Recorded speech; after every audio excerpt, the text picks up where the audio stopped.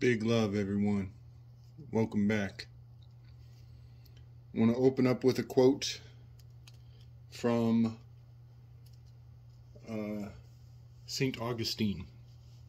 I believe this is from his writing known as City of God.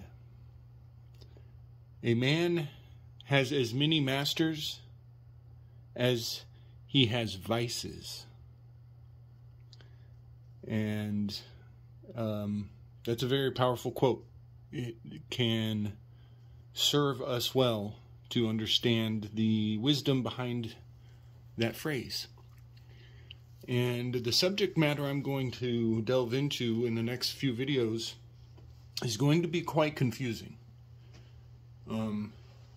Because it will be dealing with the internal strife of the Vatican and the wisdom of the saints and the defiling of the wisdom of the saints. It will be very difficult for me to navigate these waters. They have been muddied quite intentionally, and so please don't take my word on anything I've ever said. Go do your own research. You know, as I dug into this, I realized I may have misquoted Augustine in the past. I think I attributed the writing Fides et Ratio to Augustine, and that would have been, I believe that's incorrect. I think when I quoted, I think that, and I've also made another mistake. I mentioned that Marquis de Sade was attacking the writings of St. Augustine, and I attributed Fides et Ratio to Augustine, and I need to make that addendum. I believe it goes further back than that in time. St. Augustine was much earlier than Fides et Ratio, and I think the writing that I was referring to in both of my mistakes was City of God. And Marquis de Sade was attacking Augustine's writing, but the name of that writing was City of God. So please forgive me. I have made many mistakes in the past. I will make many of them in the future.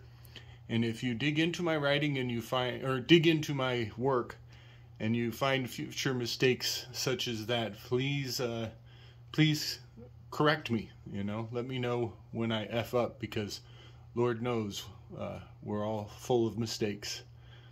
So I want to start off this very deep subject. We're going right into the belly of the beast with this, and some important perspective on public figures and their relationship to mind control. The fact that almost all of the stars on the world stage are being used to as gatekeepers, to hold back knowledge. And so this is such a broad and all-encompassing concept that I'm trying to get into. It is very hard to streamline the information and organize it in such a way that it makes sense. And it also, there will be many black pills, very hard to swallow, horse pills even. So I'm trying to create a broad umbrella at first, and I will build forward into more and more specific details. And you know, we will be going after icons and idols and these focal points of people's belief. And so please do not get triggered. I do not mean to trigger anybody, but I will tell you that we are given these personas to attach to so that we can be triggered by them. So all of that being said, I want to cast this broad umbrella in the beginning. and begin to narrow down and whittle away the unwanted trappings of fiction from what we are told is the truth. So overall, the subject matter here will be regarding virginity, castration in the context both of physical removal of your sexual potency, but also in the context of knowing, to be castrated from knowing the full width and breadth of the truth of the place that we are in. So that is kind of a very broad brush of what I want to get into, but I want to talk about Parthenia in the context of virginity, and castration, both in the context of, the physical removal of our generative powers, but also in the context of removing of knowledge from our accessing the meaning of life, So that's the best I can do to try to put into words what we're getting into. So those are my disclaimers and my overall title heading as we march down these stars that have been used to mesmerize us, to put our mind into a false sense of potency, to think that we have something of value as a world, in terms of a worldview. But I do believe that much has been hidden, much has been removed from us, both physically and spiritually. So here we go. A piece of trivia that I often find value in is the idea that trigger became a verb after the movie Manchurian Candidate. And that little piece of knowledge is a bit of a trap. There's a bit of a mind trap here. First of all, I will point out that Manchurian Candidate as a movie was postponed from public release for many years. 15 or 20 years, they sat on this story and kept it behind closed doors. And in those 15 years, some very profound developments were being made in the MK Ultra programming. You could even call this Manchurian, and you could spell that with a K. MK, Manchurian Candidate. But this is a keystone piece of information. This is where much technology on the private side was released. This was a revelation of the method. This movie was a revelation of the method. But I want to point out that this came out, I believe, in the 40s, and they had been developing MK Ultra since somewhere just before the 1930s. But I want to point out that even that fact, even that historical turning point of this revelation is an insufficient glimpse at a technology that goes back hundreds of years before even this snippet of time. I will assert that the saints of many religions, and particularly Catholicism, the saints have been conduits for sympathetic proxy warrior programming for centuries, far before Manchurian Candidate was released to the public. And what I mean by this is, if you know the story of saints, then you will see a most profound pattern that has been propagated into the consciousness of humanity for hundreds of years, reinforced and burnt into the very matrix of our language, not just our consciousness, but even our words, serve to reinforce the fact that humans are programmable. Humans have always been programmable.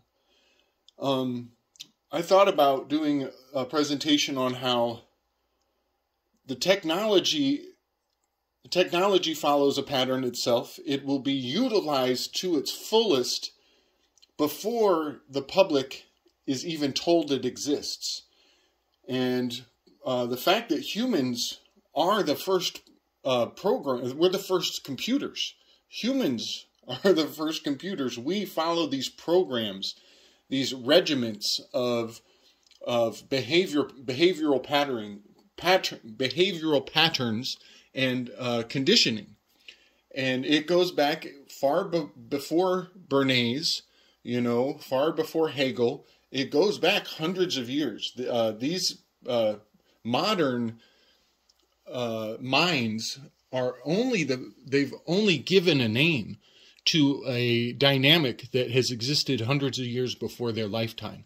So my point is that the fact that trigger became a verb in the 40s does not mean that the technology originates there.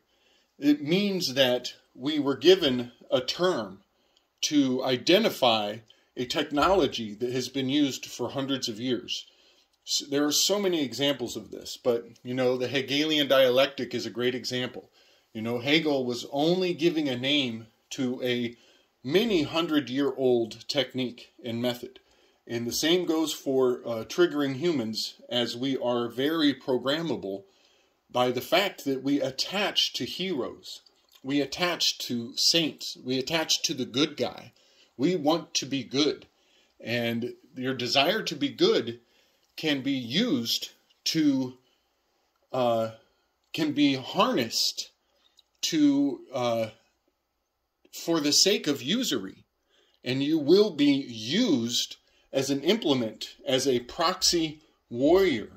And this is the reason why so many people go marching into battle to do the evil deeds of the bankers for them, because they've been handed saints or heroes who have been tortured in the stories, who they relate to, and they feel a sense of a need to avenge their hero, those who came before, the stories of the elders. And they're being used as proxy warriors because of that fact. And I will point out that phrase, again, I've said it before, all is fair in love and war, is an incomplete maxim.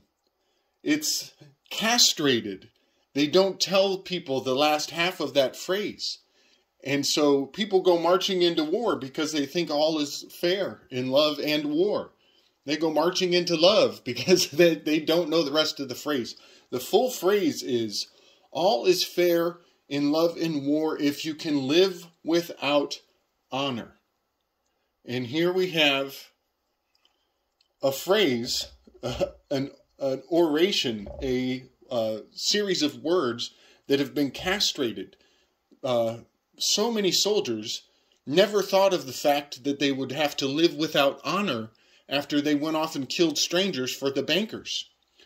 And so the phrase has been castrated. It's been cut. It's been incomplete. It's been not fully disclosed. And so I just want to put that concept in your mind, that saints and heroes and protagonists are often, embellished stories designed to cater to our desire to relate, to associate with a positive figure, and has been used in the past to justify horrible acts, horrible deeds. And then those soldiers, they come home and they receive no honor. The story of veterans is just heartbreaking. It's just heartbreaking. And so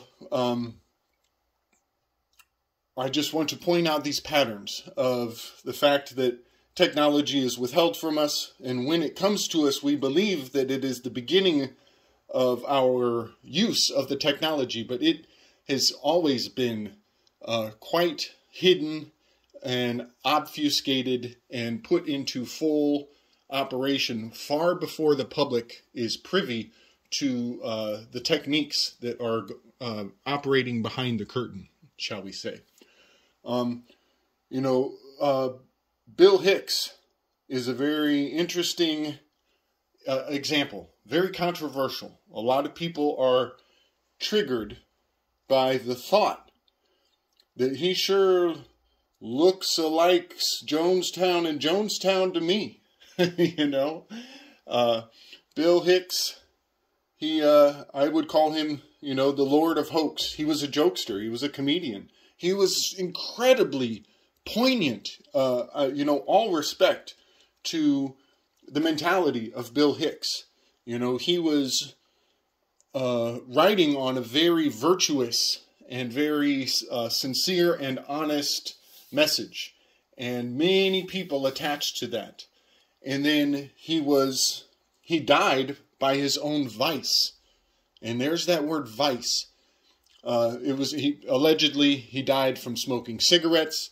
Many people happen to believe that that's a bunch of bullshit, and that Bill Hicks is in fact now Alex Jones. So I tend to subscribe to that concept, and I find it fascinating that there's this division, this Bill Hicks was removed. He was removed from the full knowing of the life story of what may be one man. Because Alex Jones jumps on the scene right after Bill Hicks dies. They have the same manager. It's all signs are kind of indicating it's the same person. Having a resurrection ritual and being readdressed, repackaged. That's the word I want.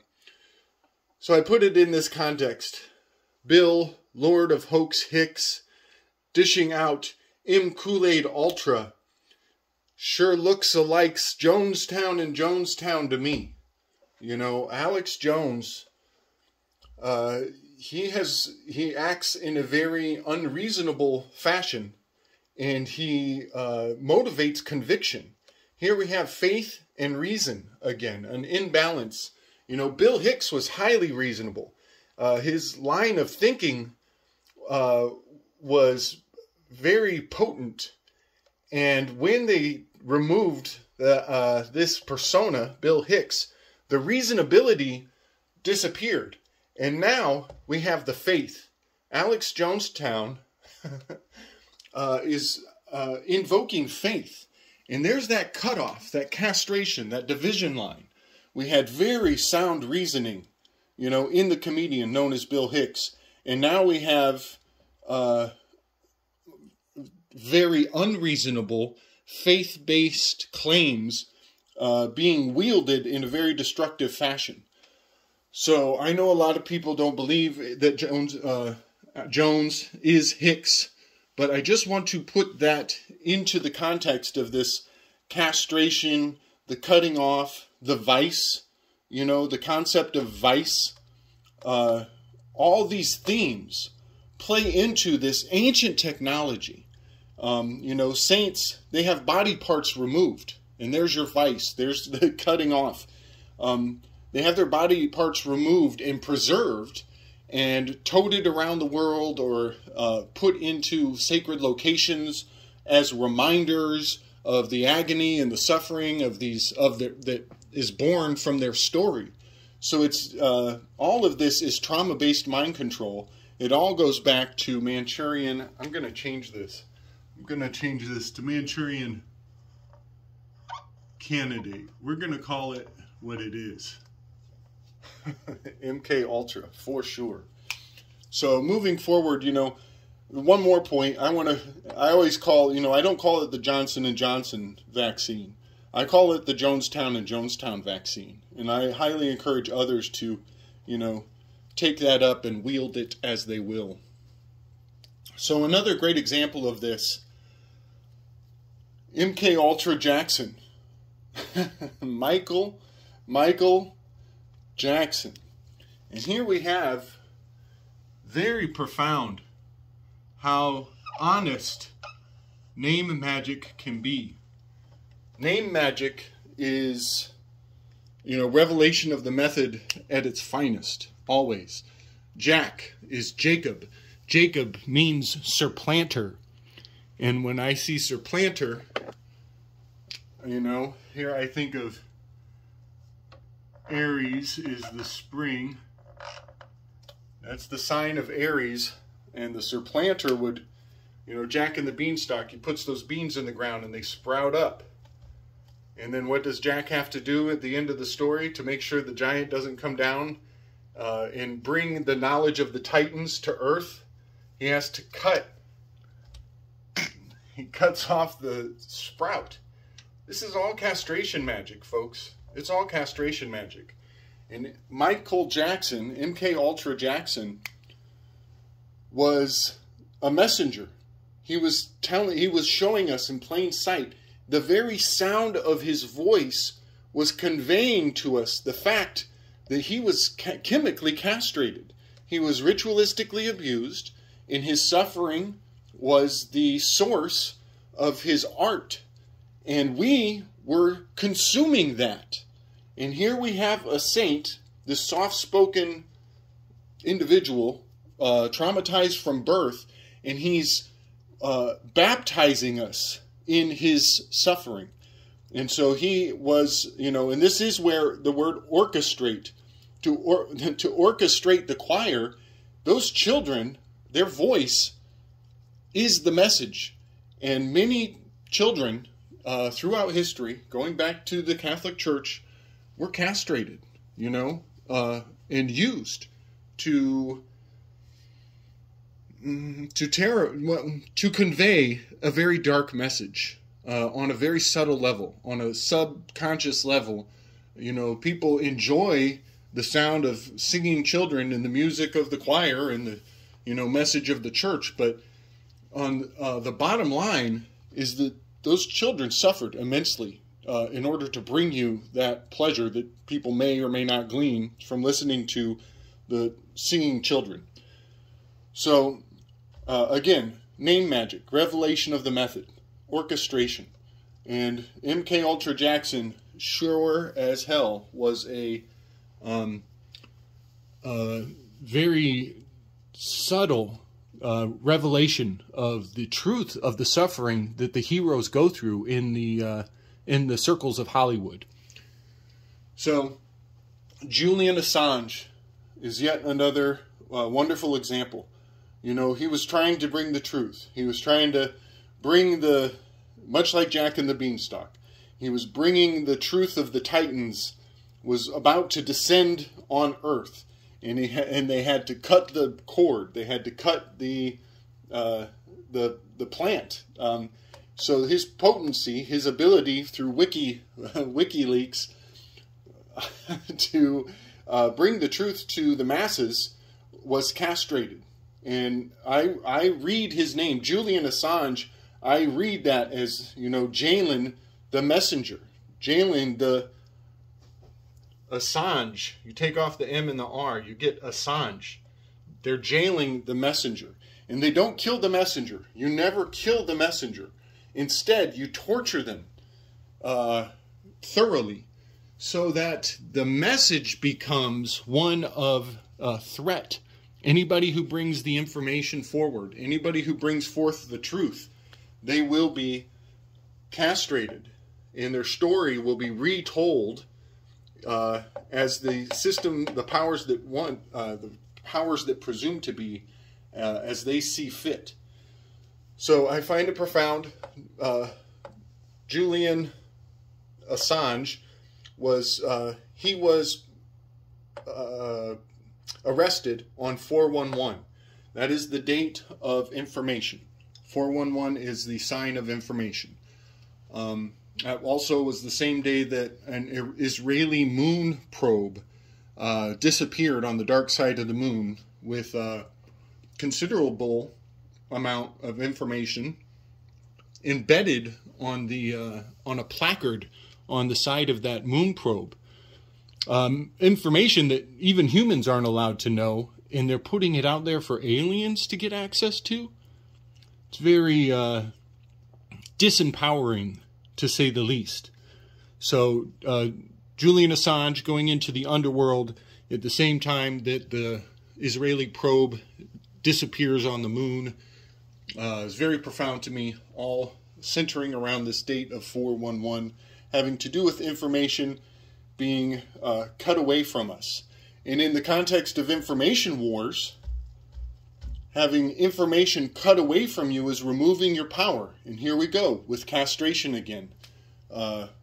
Very subtle. It's very subtle and nuanced. All of these signs and symbols that are being put into the collective consciousness. Sirhan, yet another amazing example of both jailing the messenger, Lord of Hoax, orchestrated, MK Ultra. He was the Manchurian Candidate. He was the part of the program that was being implemented in the 15 years from World War II until the Manchurian Candidate came out. Sirhan was part of finalizing and perfecting the art of MK Ultra. So Sirhan is very interesting to me. He has his name kind of has the two hands, you know, and here's extra. Sir means extra. Sirhan almost has that extra hand built into his name. There's something there. I should probably circle back to that another time. But I find it really profound that he's in the news again. This came up on Weaving Spiders this weekend. We talked about he came up for bail and they rejected him. So now he's, you know, kind of merging in with this jailing of the messenger theme that we see playing out today with Julian. But Sirhan, he used a very interesting pistol. When he was arrested, he was holding a pistol that has a paper trail that tracks back to Hollywood, that tracks back to Ronald Reagan and his stage pistol from a movie he was in. And I actually don't know the fine details here, but what we see is that the gun was a Hollywood prop. And that tells us all we need to know, really. But what's kind of interesting to me is it would be something else to know exactly which movie that gun was used in by Ronald Reagan. And maybe there would be more information there, another rabbit hole to get into another day. But it's just profound that the gun from that alleged assassination attempt was a stage prop and was flaunted in public purview in the past in a movie that Ronald Reagan was the star of. So just very interesting that Reagan once used that gun that Sirhan was found with the day that he did not kill RFK. So now I want to bring in another component to this entire equation. I want to bring in another sign, a revelation of the method. And that is that gloves are used to indicate to those who know what they're seeing. They are indicating a master mason is in play. That the masons, the military, they all use the white gloves, the clean glove, to symbolically to indicate the touchless death. That somebody is being used through usury, at very advanced mind control, to generate the death of others by non-mechanical means. The gloves equal the touchless death. And in the military, it represents karmic absolution. It means that people's hands are absolved of any blame. It also means that there's no forensic evidence that can track them back to their masters at the temple or at the whatever ceremony they're participating in.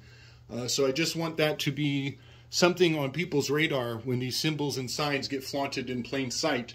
You know, Michael Jackson, MK Ultra Jackson, he had the one glove. And so there are many other examples of this, but just keep that in mind, that gloves will be flaunted in the public purview to indicate the touchless death, and the Master Masons are putting their signature touch to the events that are being flaunted. And here I want to talk, very briefly about Mickey Mouse, the Mickey Mouse Club, and how so many of our stars, of our saints, of our heroes are used to trigger us, and that they all have this common history going back to the Mickey Mouse Club. Well, this one, hails back to the RX Picture Show work, and, Tracy Twyman, SB Alger, and Jim, big love guys. They kind of brought this forward, and I think we will see a resurgence of that information soon. So stay tuned for that. But they pointed out this Mickey Mouse Club and the mind control programming of the MK Ultra system that we are all being exposed to, and some people are associating with and attaching to as child heroes from their childhood. I see this as MIC, Key Club. There's your club. Hellfire Club. That's fire. The club is the sign of fire. So they're working for the Empire. All of this hails back to castration. This three-leaf clover is the shape of the scar that castration will leave after the operation. And you might recognize the three lobes of Mickey Mouse's silhouette, the two ears and the head. And Mickey Mouse, he wears the white gloves. That castration, it requires sanitary hands. All these signs and symbols, when you put them in the context of castration, this key is phallic. It's being removed, and the seal, the castration seal, it creates a virgin. It makes the person a perpetual virgin, and they become a receptacle, a vessel that is filled with our louche, and we put our louche into them. And then when they are killed, when they are executed at the end of their life, much power is gleaned from that event. And so this seal, the Military Industrial Complex Key Seal of Fire, is a very old spell. It has been used in the past. It will in the future. So from here, in the context of man has as many masters as he has vices, and the context of castration, we're going to move into our next videos on externalization of the hierarchy and outsourcing your self-worth, and how all of these techniques are used to develop proxy warriors, to trigger future generations to march forward into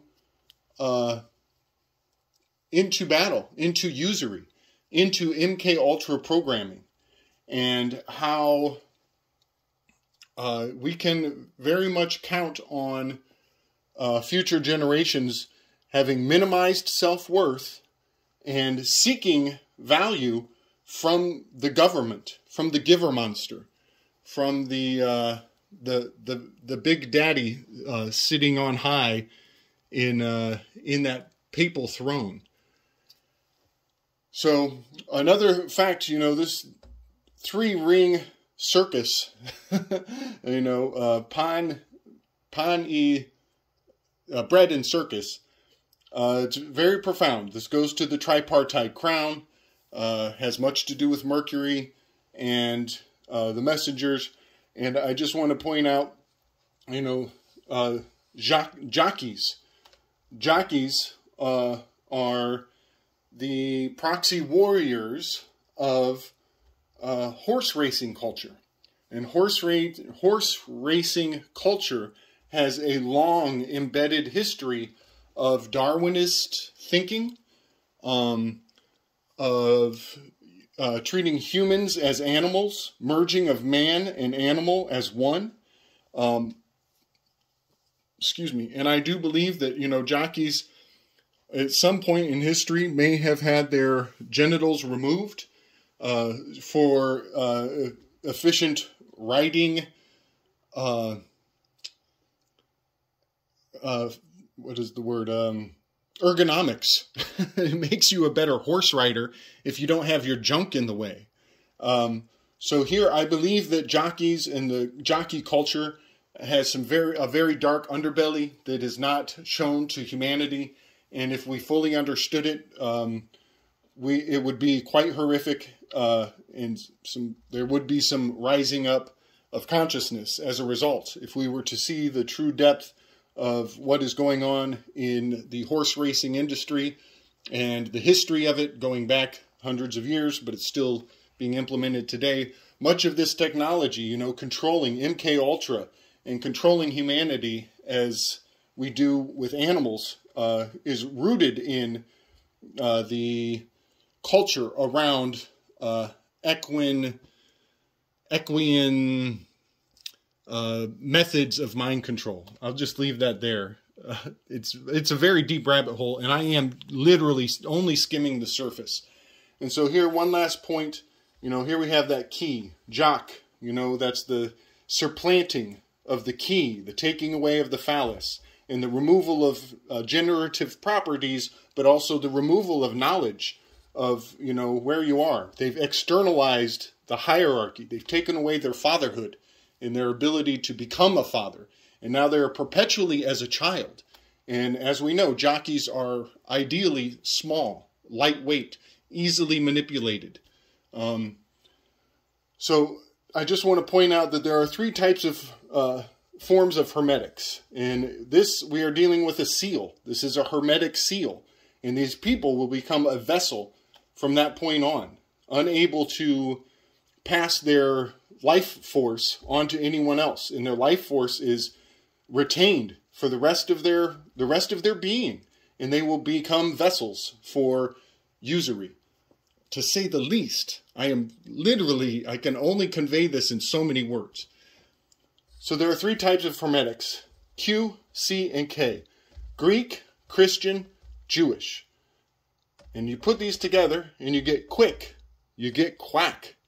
And you add them in their ordinal value and you will get 31.